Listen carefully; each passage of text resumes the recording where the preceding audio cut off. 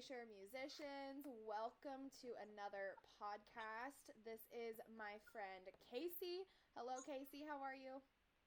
Hello, doing good. How are you doing? I am hanging in there. I'm glad it's Friday. Thank God it's Yes. Friday. So before we dive into your journey and talking about what you are currently doing in the music world, what state are you currently in and what are you doing for a living? I am living in California, Sacramento to be exact, and I am a board certified music therapist. Yay, and I can't wait to talk about what that is because my kids don't know much about it. So before we talk about music therapy, I want to talk about your journey, like when you first started. So tell us, how old were you when you started your music journey, and what instrument did you start on? Yeah, I actually started music when I was a lot younger, so elementary school. I started second grade in choir, and then third grade I started on violin. Oh, I didn't So, know that. yeah. Oh, wow. I don't play it often, but it's something that I've always had around, and I'll use it in music therapy every now and then. It's kind of a cool thing to bring out and show off to my clients. Yeah, I had no idea you played violin. That's cool. Um, How did you know that you wanted a career in music? Was it a defining moment or was it a multitude of things that kind of led you down that path? Definitely a multitude. I think for me, I'm not sure if it was one specific moment, but I had done so much with music, and it was such a big part of my life and everything else that I was doing outside of it. So with playing for drama club and singing in different choirs and things like that, I knew that I didn't want to give up that part of my life. I always wanted to have music in my life. So when my mom rushed into my room and asked the big question, "What are you going to do with your life?" Huge question. I had no idea what to say. The panic set in. Oh, yeah. And then thinking about it, I said, well, I want to do music. I don't want to leave that behind. So that kind of got us rolling into like, well, what are the careers that music has to offer? What can I do with my music? Right. Oh, I love that your mom, like, helped you with that. That's so Oh, yeah. cool. I love the supportive parents who are like, okay, you want to do music? Great, let's figure it out. Yes. I love But, that. well, let's get you a job. Yep, definitely. And that's part of why I want to do this series with my kids is there's that misconception that music doesn't make you money and it does. You just Oh, have to yeah. do it the right way and kind of find your path. Mhm. And yeah, I think that's awesome. So prior to going to college and getting your degrees, we'll talk about that. Do you have any favorite memories from like middle school or high school music that stand out to you? Maybe some travels or some competitions? Oh, yeah. I mean, going as far back as like regional choir, where you would have all the competitions and things like that were just so much fun. And I think it was the getting together with other musicians that was the best part. So you're just all really excited about this chance to make music together and sing, and you've never met, but the music that you make together is just beautiful. And I did have a chance in high school when we were in choir to sing in Carnegie Hall, which was such an incredible Whoa. experience That's in high school? in high school. What? That's wild. That's so cool. So, that's a great example to my musicians watching this that if even in high school you can start traveling to some big places. Oh yeah, for sure. What? Carnegie Hall? That's crazy cool. Oh man. Okay, so you have 2 degrees. Mhm. Um so tell us where you went to college for both degrees. And maybe describe the application process and maybe audition process if you experienced any of that. Yeah, for sure. As far as the application process, I had narrowed down my subject, so I knew that I wanted to study music therapy. So really, it was narrowing down the schools that actually offered it, Right. and then finding a school that was the right fit for me. So I did go and visit all the schools because I wanted to make sure that it felt comfortable and that I felt like this is the place where I belong, and to get to meet some of the teachers that were there too. And the application application process is grueling. Yeah. It's grueling, and in the end, you know, you find your right fit pushing through, and I think that's what it was for me. I ended up going to Marywood University Where's in that? Scranton, Pennsylvania. Oh. That's why I don't know where it is. A fan of The Office. Oh, yeah. Oh, yeah. Yep. Oh, my goodness. I love it. Yeah, and then, we got a lot of jokes about Marywood and having been in Scranton for as many years as we were. To be expected, though, right? Yeah. Yeah. Pennsylvania. And then you did your master's at... University of the Pacific in Stockton, California. So you went coast to coast. Oh, yeah. Wow. And then for either degree, did you have to do any type of audition? Both, actually. So both degrees, I did need to do an audition. It was a little bit more intensive for my undergrad because I needed to pick a primary instrument. And for me, that was voice because I had studied voice for a long time and I had taken private lessons in voice. And that was where I felt most comfortable and I had the most passion was for singing. And then in the audition, they had me do prepared pieces that I had been working on with my voice teacher, and then a little bit of sight reading, but nothing too intense. Because I think what they're really looking for is that the willingness to grow. Yeah, definitely. I agree with that. Yeah. For sure. And then you had an audition for your grad school? Yeah. And it was much less intense. It was just play us some songs that you would use in a music therapy session. I said, great, I've got tons of those. Right, and that's probably because it was more of a specific degree at that point. Yeah, that makes sense. Okay, so once you got through the application process, you were an admitted student for either degree as a music major. What kind of classes were you taking as for music therapy, and then what kind of ensembles were you in? Yeah. For music therapy specifically, we had to take a mix of a lot of different kinds of classes. So we were taking standard music classes, learning about music theory and taking oral skills and all the different classes like that. But we also had to take music therapy specific courses where we're learning about the career itself and different techniques that are used. Plus, we were taking psychology courses to learn about human development and counseling techniques. Wow. So it's kind of a mix of, I don't know, correct me if I'm wrong, a mix of science-y type stuff with music? Yeah, totally. So like students who are maybe into science and data collecting and math, but also have a huge passion for music, could maybe go into music therapy.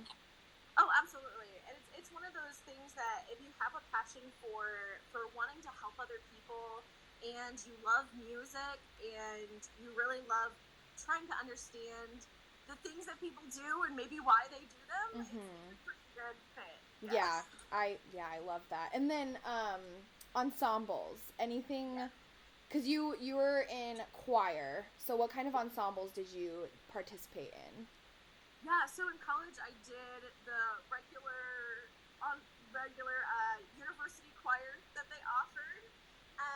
I actually kept my schedule really, really busy, so I wasn't in a lot of larger ensembles, and a lot of times it would be more of a casual experience, so my friends and I who are in our program together would sometimes just get together and make music.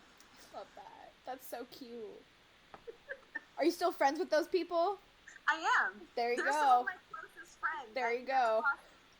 Yep. Make lifelong friends, that's for sure. Absolutely. Music does that.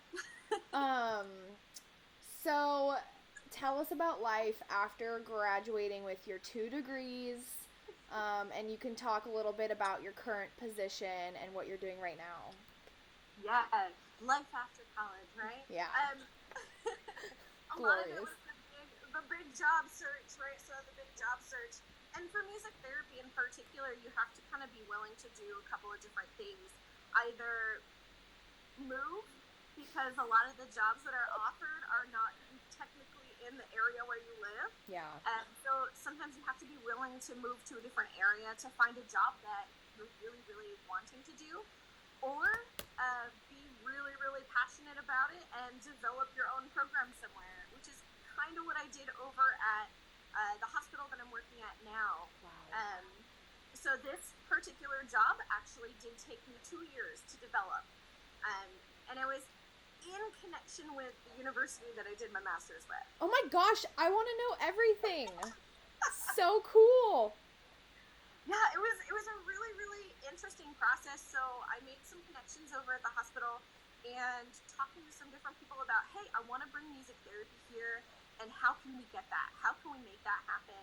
So we talked about different things like funding and what the program would look like, who would I see if I'm in the hospital, and eventually everything was kind of came together. So lots of writing back and forth, lots of emailing. Oh, yeah. And the university and the hospital came together to support this position. So the university hosts the position, which means technically I work for them. Okay. But within the contract, I am providing services to patients and staff over at the hospital and the behavioral hall. So is that what you mean when you say you work for the university?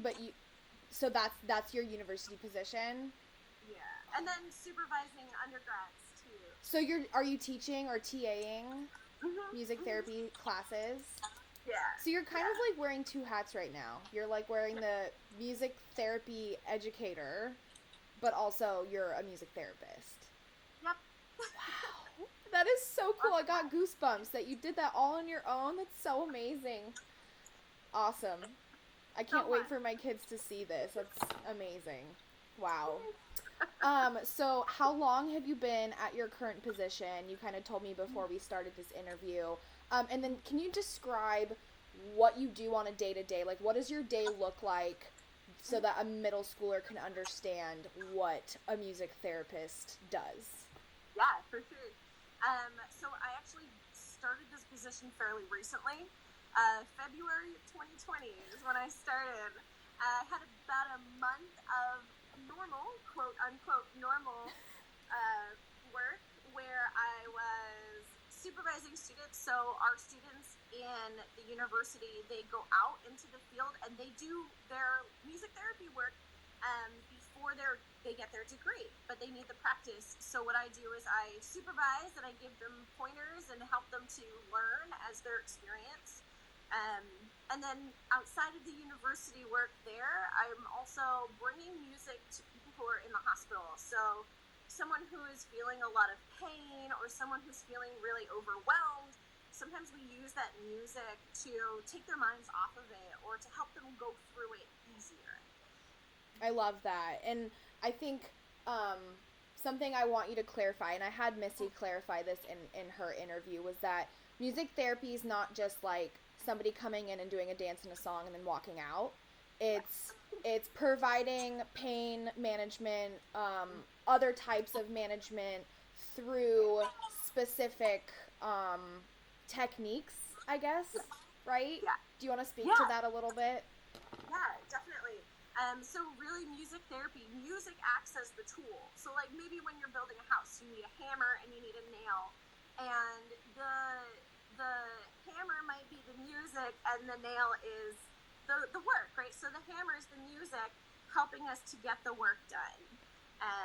And that's really, when we go in, we're not thinking, oh, this person's going to enjoy some music. Sure, of course they're going to enjoy some music. Music is enjoyed by so many people. But really saying, I'm going to use this music on purpose. I'm going to say, hey, I really want to not feel the pain that I'm feeling. Mm-hmm. So what happens is the music helps to redirect. It says, okay, I can take my mind off of it because I can only really focus on one thing at a time. Yeah, I mean it's literally what it sounds like. The name of music therapy. It's therapy, but using music. It's therapy. It's therapy. Yeah. But music's also there. Yeah. Yeah. Oh, I love it. I was telling Missy in the interview I did with her that sometimes I think that maybe I could have gone into music therapy. I think it's such a beautiful thing, and if I hadn't gone into education, it probably would have been music therapy. Oh yeah. So hey, cool. You're welcome anytime. Switch on over if teaching doesn't work for me. My kids are probably screaming watching this. No. Yeah. No. Yeah, exactly. Okay, so we have just a couple more points. I guess, do you have any advice for my middle school musicians as they enter into high school and then eventually college? Yeah, I think the biggest thing I can say is that when the music gets hard, don't let it stop you. Because it's always going to be there for you, no matter what. And that's what they say, even with all the older adults that I've worked with, music is the last thing to go. You'll always have music. That's so true. So it might get hard, and sometimes learning new things can be really difficult. Push through it, because in the end, it's always going to be worth it. Yep. And I tell my kids that every day, so that's just further affirmation that is true. So when I heard it, oh, it must be true. Right? Exactly. That's how it works, right? Yes. I guess any other pieces of wisdom or advice for my kiddos before I let you go? I would say don't be afraid to use music for yourself, especially right now. Oh. We're all going through something really, really difficult, so let music be a comfort for you. Use it when you need it. If you're feeling down and you need that song to say, hey, I hear what you're saying, listen to that song. Heck yeah, I think that's the best advice to end on. I agree. Listen to good music to make you feel good. For sure. Hey, Casie, thank you so much for taking the time to talk to my kids. I appreciate it, and I hope you have a wonderful weekend, and stay safe. Thanks, you too. Okay, thank you.